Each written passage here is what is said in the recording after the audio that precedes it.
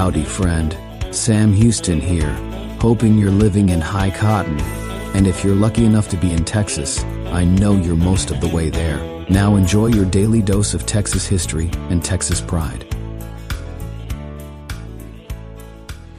Howdy, friend. Welcome back to the Feed Bandit podcast and your Texas History Roundup for December 3rd.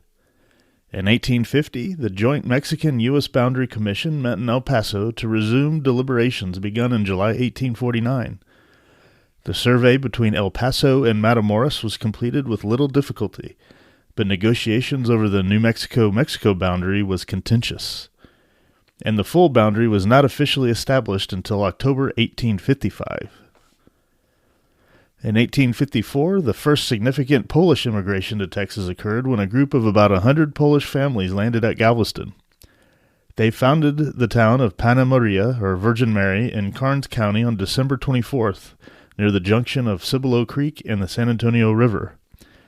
It was through the influence of Father Leopold Makziewicz, of course a Polish name, hard to pronounce, a Polish Franciscan, that the immigration took place. This was the first permanent Polish colony in the United States, and ruins of the first stone buildings remain today. In 1929, the Baker Hotel in Mineral Wells opened.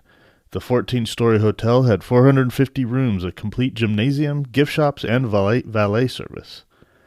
Among the Texas locations that began promoting mineral water for health and relaxation in the late 1800s, Mineral Wells was one of the best known.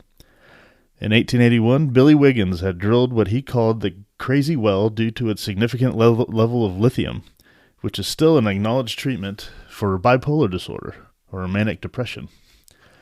In 1925, the 200-room Crazy Water Hotel had been built, only to be outdone by the Baker, which hosted many celebrities. However, the mineral water fad declined, and today the Baker Hotel stands empty and conspicuous, as it towers more than 10 stories above the rest of the town. But plans have been laid for a remodeling and reopening in 2026. I'll have to look into that. I remember driving through that many times. Through Mineral Wells and seeing that many times. Empty, of course, boarded up. In 1951, the Armstrong Browning Library was dedicated at Baylor University in honor of Joseph Armstrong and his wife Mary. He had moved to Waco in 1912 to head the Baylor English department, which he did for 40 years. He was an avid collector of material related to Robert and Elizabeth Barrett Browning, and the library at Baylor has the world's largest Browning collection. He died in 1954. And finally, in 1957, Texas A&M football great John David Crow was awarded the Heisman Trophy as a senior.